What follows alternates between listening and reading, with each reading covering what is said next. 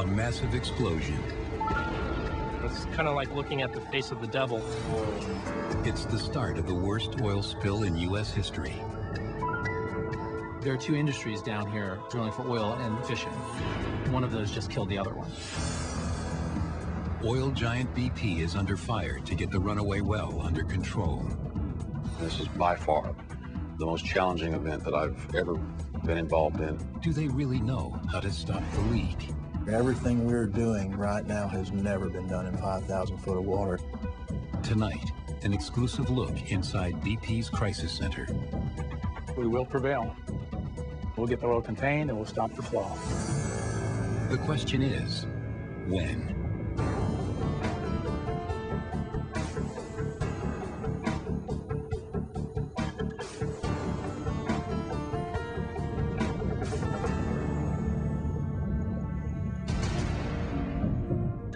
Day 1. 52 miles off the coast of Venice, Louisiana.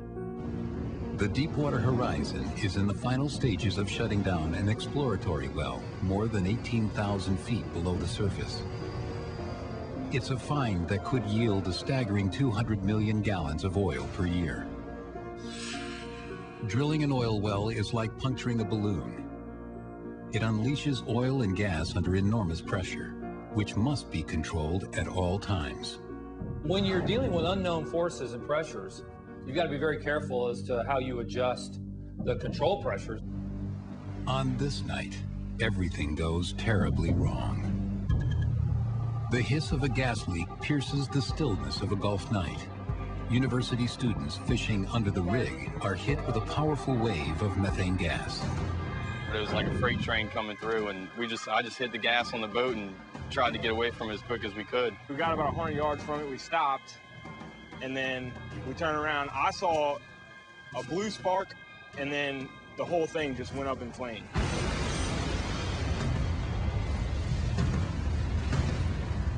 A massive fireball shoots high into the air, consuming the entire rig. We felt the shock wave, we felt the heat, we heard it. It was the loudest thing I've ever heard in my life. I mean, you can't even explain how loud the explosion was. These astonishing images are being seen on TV for the first time.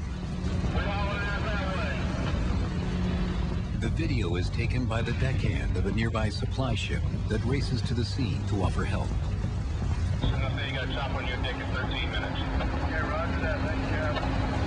This haunting image of a smoldering lifeboat is recorded as the ship's crew inches closer, looking for survivors. We were scared, to be honest with you. I didn't know what was going to happen next. And it didn't just explode one time, it exploded like 6 or 7 times. The Coast Guard arrives to take charge of the dangerous search and rescue effort.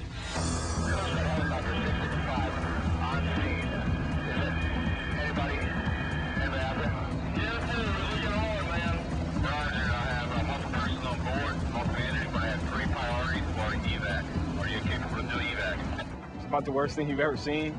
I mean, you knew people were dying, you can't do nothing about it. You saw flames shooting out the top of the derrick, flames shooting out the side of the rig, nothing but flames. The fire is so bright, pilot Al Lim removes his night vision goggles 20 miles out. Something out of Dante's Inferno, where you just see fire emanating from the surface of the sea, and it's just nothing you've ever seen before. It's kind of like looking at the face of the devil. Lim is one of the first responders on the scene. The first thought was, let's look for survivors, because you know with a fire that intense, people are going to be jumping off or getting into lifeboats.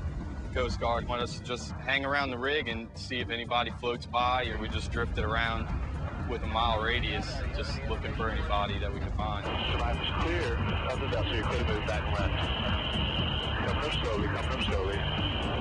Survivors just below the cabin. Taking them slow. Survivors just outside the cabin. Amazingly, 115 crew members are able to escape the raging fire. 17 are injured. Day 2. dozens of fire vessels descend on the Deepwater Horizon to control the inferno. A battle that will go on another day. Even more urgent, the search for 11 missing crew members. We have no idea where the 11 people unaccounted for personnel are at this time, and we're going to continue to search. Day 3. The world watches in horror as the Deepwater Horizon succumbs to the flames and sinks to the bottom of the Gulf. The search for survivors is called off. Something like this is really difficult. 11 people lost their life. We will investigate to find out what happened. We don't know what happened yet, but we will investigate to find out. Outside of Houston, Texas, an around-the-clock operation is in full gear. Now, for the first time, a behind-the-scenes look at the people dealing with the crisis. So we're about to enter the BP Houston Crisis Center. Just like a color or something. BP executive Kent Wells is in charge of the emergency response team. We're going to go into the Crisis Center briefing room. The team's initial assessment of the accident is what the industry calls a blowout, a sudden surge of gas and oil that shoots out of the well. In that situation, you've got no control over what is happening. The blowout preventer, or BOP, is a 4-story tall, 350-ton stack of valves that sits on top of the wellhead. These hydraulic valves control powerful rams that slam shut in an instant, stemming the flow or closing off the well completely. Okay, this is a blowout preventer. There's 2 fundamental purposes for a blowout preventer. One is, in an emergency situation, isolate the wellbore from the environment. The second is to allow the vessel to disconnect and get away from the well center. The initial investigation reveals that the crew attempted to activate the Deepwater Horizon's BOP in the moments after the gas on board the rig ignited. With flames everywhere, the order was given to abandon ship. We don't know all of what happened. There's a very strenuous investigation ongoing to understand exactly what happened. The situation takes a turn for the worse. Oil is gushing into the Gulf. There is a growing sheen of surface oil at the accident site. Coast Guard estimates put the spill at 42,000 gallons a day. This is an all-hands-on-deck response. I'm focused on, worst case scenario. There's a high collapse resistant. In Houston, what began as an accident investigation quickly turns into an urgent mission to figure out where the oil is coming from. With the Deepwater Horizon event, it's gone well beyond anything we've had to experience before. We believe we've initiated the biggest response clearly we've ever been on, and we wonder if there's been one bigger. The normal rules of our industry are thrown out, and so this is, in a way, kind of a dream scenario for a very creative engineer. On the other hand, the stakes are so high that, the failure is no option. These people are living out, in a way, both a dream and a nightmare at the same time. Let's go round robin to the section chiefs and see how we're doing. Finance? Some of the world's top experts have been assembled from federal and state agencies, private firms, even rival oil companies. Among them, a nuclear physicist, an expert on the hydrogen bomb, and a trailblazer in drilling technology used on Mars. It is a dream team of engineers. Each person has a role. They wear vests to signify what those roles are because these are people that are used to working together in a different capacity. For the crisis team, the oil leak raises a disturbing question. If the crew activated the blowout preventer the night of the accident, the well should be shut tighter than a drum. How could oil be leaking?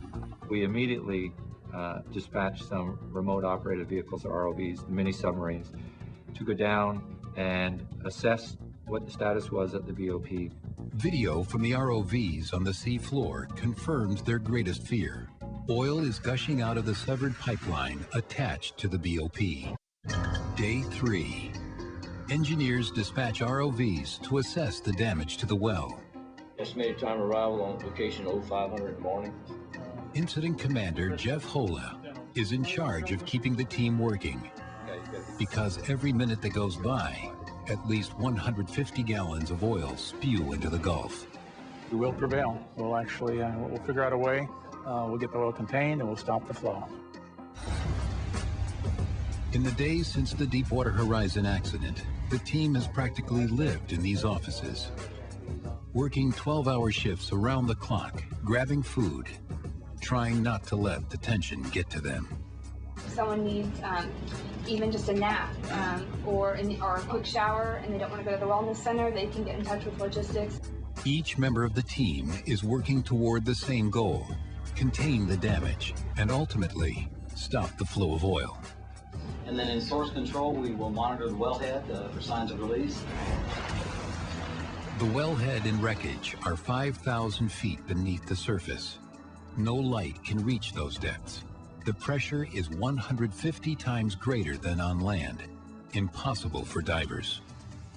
It just goes well beyond even our human understanding. A human at that depth would be crushed to the size of a tennis ball. All of our mechanics and all of our engineered systems have to be able to tolerate forces which just simply don't exist on the surface of the Earth. The only way to do anything on the sea floor is with remote-operated vehicles. Can you send me a link to that? Mike Bird is the ROV program manager. They go subsea on an umbilical or a tether, so they have power that goes back to the boat that's on the surface of the water. These robust yet sophisticated machines are the engineer's eyes and hands in the water and are at the heart of all efforts to stop the leaks. Gauge is working. You might have to close the ball valve on the boost line panel. ROV operations occupy a special room in the crisis center called the Hive, or Highly Immersive Visualization Environment. It is a honeycomb of high-tech 3D imaging equipment.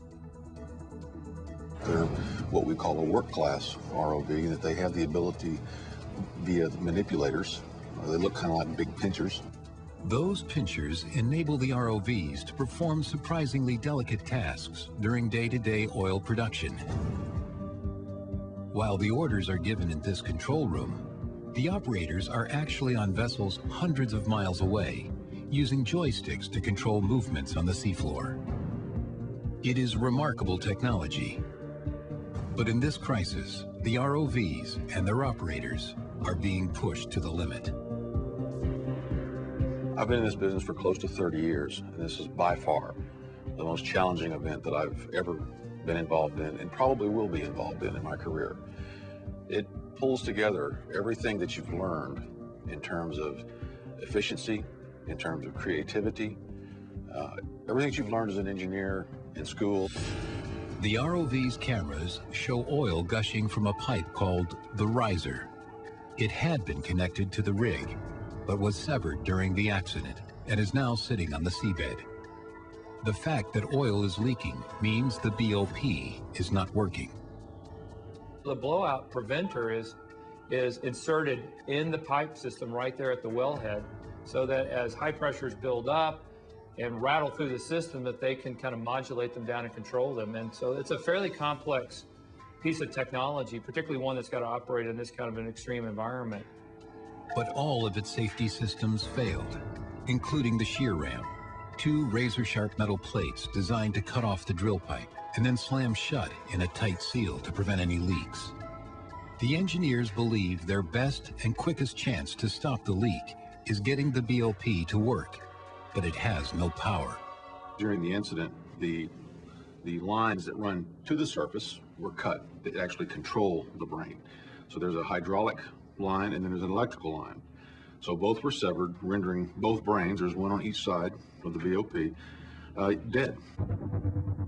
Without power, the way to actuate or close the BOP valves is to send in the remote subs to insert a device called a hot stab. The maneuver is designed to force the rams shut by injecting hydraulic fluid. So that gives them a 17H female receptacle to come back in the gauge back. Day 5. The team makes several attempts at a hot stab, but the valves to close the BOP do not respond. Shortly thereafter, we made a second attempt and a different approach, and it was also unsuccessful. The failure sends the ROV team back to the drawing board, looking for new ways to bring the BOP back to life.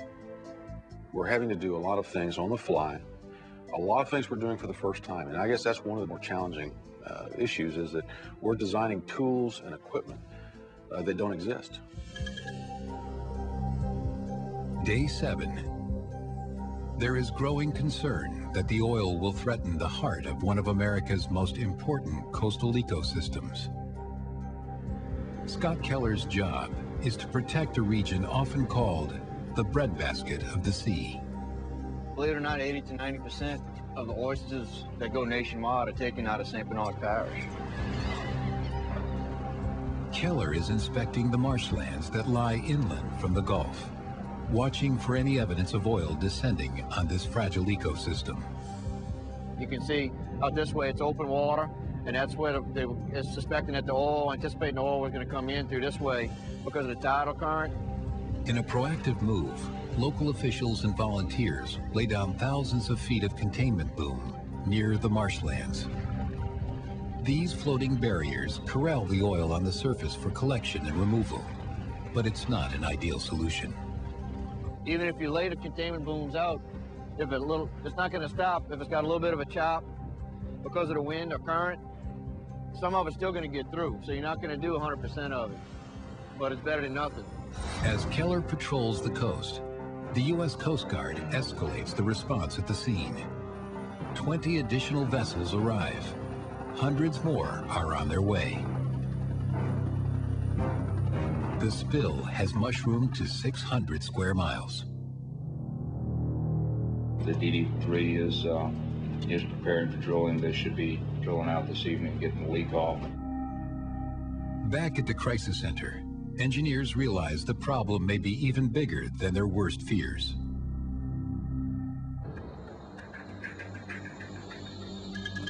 Day 9. The Coast Guard estimate of the oil gushing from the well is up to 210,000 gallons a day, 5 times more than previously thought. The crisis team's first best hope for a quick fix failed when they couldn't get the blowout preventer to work. Hear about this. It's almost like a terrible dream. This team is already working on plans for drilling 2 new relief wells. It's the most dependable option, but it will also take the most time, at least 3 months. The goal is to intersect the well 18,000 feet down, far from the actual leak. The thing about a relief well is it never happens as quickly as you'd like. Despite the dependability, it's always agonizingly slow. You want to get there quick, you want to get it done, but then you have to drill at a slow enough pace that you maintain your accuracy, else you drill the well for nothing. So a mile down from the ocean, you get to the seafloor. We're not actually drilling into the reservoir here, we're actually drilling into the well. These guys have got to be able to drill 2 wells down into the Earth's crust and hit a spot which is probably no larger than a foot across. So they're going to have to identify this location by using electromagnetics, because they're going to be looking for some kind of magnetic signature from this pipe. That is going to be another really remarkable piece of technology. Once they find the pipe, a battle of opposing forces begins. In order to be able to overcome this with the 5,000 feet of water depth, we need significant hydraulic horsepower and pumping capacity to be able to kill it even from a very deep point at 18,000 feet. They'll have to pump a specially formulated drilling fluid called mud into the pipe, hoping to build a large enough column of it to counter the force of the oil and equal the flow. Once that happens, concrete is pumped in to permanently kill the well. In a sense, it's like 2 freight trains coming together, and you're trying to hit one with more force than the other one can hit you. Designing, planning, and testing the relief wells are being done in record time, but it will still take months to drill. And with the oil spill growing larger every day, there is outrage from the people who live closest to the spill. We could send a spaceship all the way to Mars or a little robot to Mars, but we can't plug a leak at the bottom of the Gulf, 5,000 feet down. And I think I'm more disgusted and mad about that than anything. As oil continues to pollute the Gulf, a grassroots movement to fight the spill begins. Volunteers descend on the scene in droves, ready to take on any job. This one's of fur, dog fur. And so that's a really nice absorbent boom. Response is overwhelming to a worldwide call for human and pet hair. Excellent for soaking up oil. Hair absorbs oil, so it's just a eco-friendly way to create a boom. More than 5,000 local fishermen work alongside response team vessels to lay what will be millions of feet of containment boom. They're more familiar with the waters. They know where the currents run mostly because that's where they fish.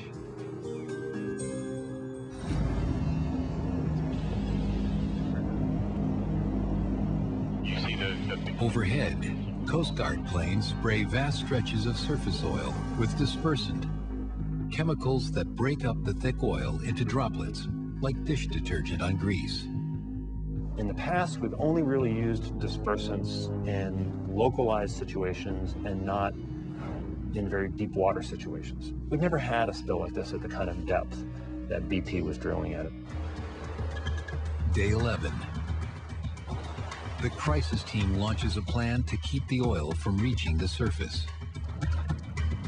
For the first time in history, dispersants are used under the surface, shot through hoses by remote underwater vehicles at the source of the leak itself. We're trying to get as close as we can to the crude, and ideally before it started mixing with seawater. So we've actually got an injection point right at the point where the oil is coming into the Gulf of Mexico. It's a short-term method to minimize the oil's impact, but some believe the toxic dispersants are worse than the oil. It's really like a giant, chemical lab experiment that we're doing in the Gulf, and it's kind of scary to think about because we don't know. It has become the worst spill in U.S. history. Millions of gallons of oil pour out of a broken pipe a mile beneath the surface of the Gulf of Mexico.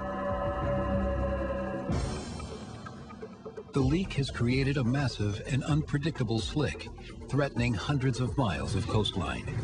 And each day, the well goes uncapped. The environmental catastrophe and the outrage over it grows. When you see the devastation and the enormity of the size of that thing, it's just unbelievable. This oil threatens not only our coast and our wetlands, this oil fundamentally threatens our way of life here in South Louisiana. I'm not going to rest or be satisfied until the leak is stopped at the source, the oil in the Gulf is contained and cleaned up, and the people of the Gulf are able to go back to their lives and their livelihoods. Scientists also debate the official estimates of how much oil is spilling into the Gulf. Many believe the actual amount is closer to 500,000 gallons a day. Day 12. With each passing day, the pressure to stop the oil escalates. The crisis team decides to improvise. They'll recycle a giant bottomless container that was built to protect oil equipment from Hurricane Katrina. We had some very large structural pieces fabricated that I knew would be strong enough to use at depth. And with those pieces, I knew that I could put some hoods or funnels on the top of them to convert them from coffer dams, if you will, into containment domes. The team's plan is to place the huge dome over the broken riser pipe. The hope is to siphon up to 85% of the oil to the surface. The massive concrete and steel structure stands more than 4 stories high. With the ball valve closed, but that's something keeping your back pocket there we might use. Okay, Roger. Day 18. The containment dome is slowly lowered into the water. ROVs wait to seal it tightly to the seabed, where it can begin to trap the oil gushing from the well. Everyone, the crisis team, the responders on scene, and the residents of the Gulf, holds their breath for the big moment. But the mission quickly runs into trouble. They're having a problem securing the dome at the bottom. Well, I wouldn't say it's failed yet. What I would say is what we attempted to do last night didn't work because these hydrates plugged up the top of the dome. Hydrates, a slushy mix of gas and water that occurs in extremely high pressures. make the 100-ton dome too buoyant to create a seal with the seabed. The giant container is abandoned. Yet another piece of high-tech equipment rendered useless at the bottom of the Gulf. We had it built, we had it made. We all agreed that there was a good opportunity that it would work. We also recognized there was a huge risk that it wouldn't, and it didn't. Engineers are pretty creative at taking something that works in one situation and applying it to another. The problem, though, is that we usually do that in pretty comfortable surroundings. And this is not that situation. So you're really trying to apply some pretty innovative practices to an environment that we just aren't successful in dealing with. And your probability of failure is going to be very high. The team has no option but to keep trying. They launch another plan, this one to siphon some of the oil directly from the broken riser pipe. It won't solve the problem, but it will capture some of the oil as the team scrambles for a permanent solution. The riser is the piece of pipe that connects the BOP stack to the rig above. And actually the majority of the flow is coming from the very end of the riser. This plan requires a coat hanger shaped pipe to be threaded into the end of the well's broken riser. With this pipe in a pipe, engineers hope to siphon at least 20% of the spilling oil.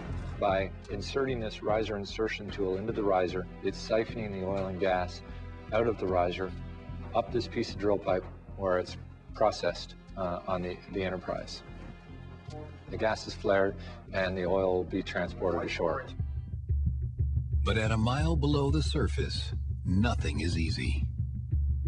You've got this 4-inch piece of pipe that looks like a coat hanger, kind of half of a coat hanger, hanging on the end of a long piece of pipe a mile long, attached to a rig that isn't anchored, trying to set this thing down and, thread a needle at a mile under the ocean. And has the heading changed on the Discoverer Enterprise? No, we've had quite steady winds today, so the heading change has still been a northerly heading. Scandi Neptune has been static in her position. At 8 feet. The team is working day and night on this effort. The other night, and we were having a joke, and we said, yeah, somebody might say, well, why don't you wait until daylight when you can see? At 5,000 feet, it doesn't really matter, It's always dark, so, yeah. Day 27. Just over a week after the failure of the containment dome, the siphon, called the riser insertion tool, is on its way down to the wreckage. Then, for the first time since the crisis began, there is a bit of good news for the team. The tube connects to the riser. We were really, really excited about that because it's, every barrel that we can take out is a barrel that's not going into the ocean. This is the tool, and it goes down inside the riser. So you can see the tool right there. It's stuck in. It looks like the striped snake. This right here is a wand that we've been using for subsea dispersant. It's not in use at the moment. Day 28. An estimated 84,000 gallons of oil is siphoned out of the damaged riser, and they will slowly try to crank that number up. But as the first images of oil landing on the shoreline start to circulate, the team knows there's still hundreds of thousands of gallons of crude spilling into the Gulf every day.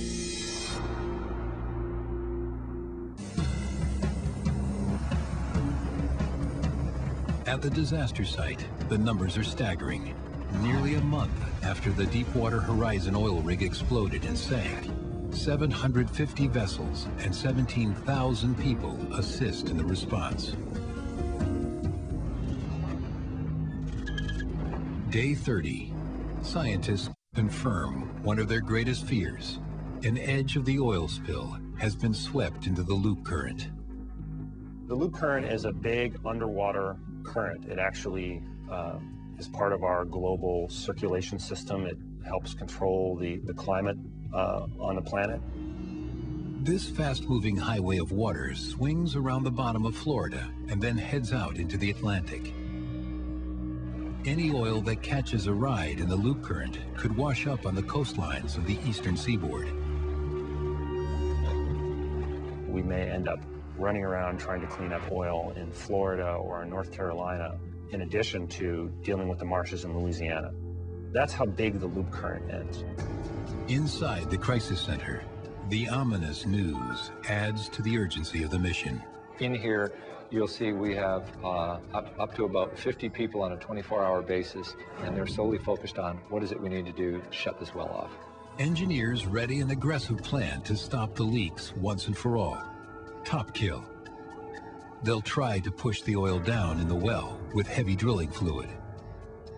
Top kill is going to be successful. A couple things are going to happen. They're going to have to be able to slow the flow of oil enough to reduce the pressure so that the column of mud that is being injected can balance out the oil pressure beneath. If I was a subsea engineer for BP and I want to pump into a BOP stack on the seabed, many would say, okay, great, Charlie, I need about 6 months to design that, and then I need probably 6 months to fabricate it, and then I need probably 3 or 4 months to go install it. In our case, we've done this in about 3 weeks. Top kill is a successful method to stop runaway wells on land, but it's never been tried at 5,000 feet below the surface. It requires intricate planning and a virtual fleet of logistical support. So we currently have vessels preparing and constructing the equipment on the seabed to execute those initiatives. The Q4000 is actually moving into position as we speak, and they're doing the general rig up to get it prepared for the pumping operations. 50,000 barrels of mud are shipped in. A 30,000 horsepower engine is on hand to pump it down through a mile of newly installed pipe to the Gulf floor. The fluid will pass through a manifold and then into the choke and kill lines that feed into the blowout preventer. The drilling fluid that we pump down in the ground here is what would actually kill the well, and then the cement that we would follow that with would actually be to secure the well. The fluid, called mud by drillers, is a dense mixture of water, clay, and other minerals that is carefully mixed to be twice as heavy as seawater. If it's too light, it won't stop the oil. If it's too heavy, it could crack open the well. What are we doing with this ROV? We have a couple ROVs setting up to acquire some data, some pressure data from the BOP itself. Pressure inside the well must be monitored at all times. During the top kill, you've got two mighty forces that are opposing one another. The first is the oil that's being shot up through the blowout preventer, and the second is the mud that's being shot down to try to stop it. Unlike the relief well effort, which will pump mud into the well 3 miles down, Top Kill must attack the oil from above, where it is much more difficult to build up the critical column of mud needed to hold back the oil. So Angel, you got Charlie and I here in the SIMOPS room. Can you give us an overview of where the vessels are on the field and what activities are taking place? I sure can. The Q4000 is making her way towards her location site for the Top Kill operation. Day 37. All systems are go. Operators on the Q4000 begin to pump drilling mud through the new pipelines to the BOP. The Houston team, along with the world, is glued to the live video of the oil gushing from the top of the BOP. It will take at least 2 days of pumping to shut down the well, and there's nothing to do but wait. Day 38. The spill rate is revised by government scientists to a staggering 798,000 gallons a day. The spill is now many times larger than the 1989 Exxon Valdez disaster and continues to grow. So we're aware of what activities need to be executed to complete the top kill and the different phases of the top kill. Late in the afternoon, Top Kill is suddenly halted. They're having trouble forcing the mud into the well. Too much is gushing out of the top of the BOP. The team will try something called a junk shot, shooting debris into the blowout preventer to plug the leak, and give Top Kill a better chance to succeed. And these black dots here are actually the junk shot that would be coming in and plugging against one of these rams that may be closed and not have any sealing elements left on them, because these rams have got seals that actually hold the pressure in place, and that we believe that those sealing elements are gone. In an effort to help seal the BOP, operators on the surface vessel shoot junk ranging from golf balls to tire pieces and knotted up rope into the BOP. They all fit into the hole.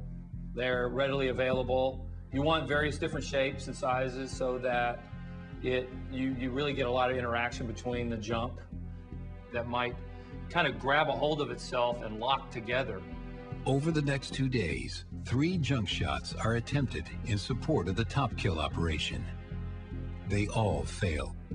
So after 3 full days of attempting top kill, we have been unable to overcome the flow from the well. Day 40, BP abandons top kill. It is a crushing blow to the crisis team. Another in a string of failed attempts to shut down the hemorrhaging well. Day 40, with the failure of the top kill operation and completion of the relief well still months away, BP quickly launches yet another plan to contain the oil. And is everyone aware of the movement that's planned and everyone's happy with that in the field? Yeah, we had a morning SIMOPS call with all the vessels.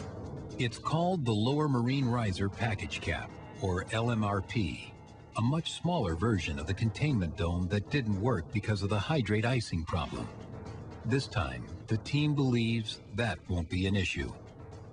We actually created the ability to inject methanol, which avoids that freezing from happening. In order to attach the LMRP cap, the broken riser pipe must be severed from the blowout preventer.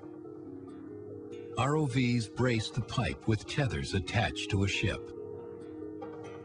A massive diamond saw begins cutting through the riser at the top of the BOP, ideally making a clean cut for the cap to fit snugly. The tighter the fit, the more oil they'll capture. But that afternoon, a problem. The saw gets stuck. Massive shears will have to be used to cut through the thick pipe. We've all seen the video from NASA, how difficult it is for these astronauts to operate on a space station and even do a very simple repair. Try doing that through a robot, 5,000 feet below the surface under these immense pressures and temperatures. Day 44. With brutal force, the 18-foot shears snap off the riser. Finally, the LMRP is lowered into place. But even in a best-case scenario, the cap will capture only a portion of the oil. The long ordeal has left many wondering why all this engineering brainpower wasn't put to use on solving a deep-sea spill before the Deepwater Horizon accident.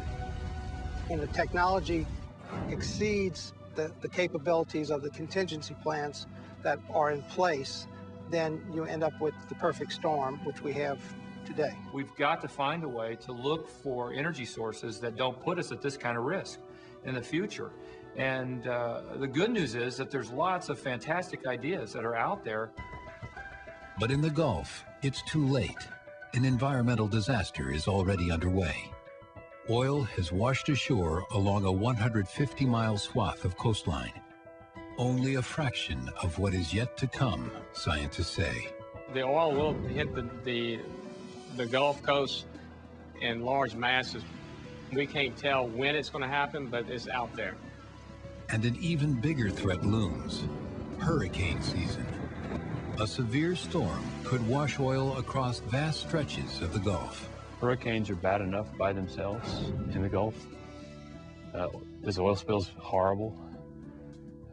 The prospects of combining the two as hurricane season approaches could be catastrophic.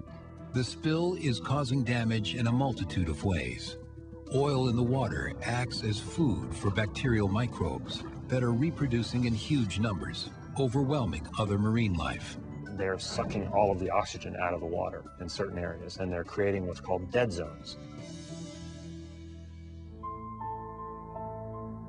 6 weeks into the spill, more than 30% of the region's fishing grounds are closed for business. A crippling blow to an industry that supplies 1/3 of the nation's seafood. I know the water bottom's like the back of my hand. Mitchell Jurisic Jr. is a third-generation oysterman. This time of year, he usually harvests as many as 44,000 oysters a day. But this part of the bayou is eerily quiet these days. It is closed to fishing because of the contamination. A lot of people won't make it. Several months out of business, they won't make it. There are two industries down here, drilling for oil and fishing, and one of those just killed the other one.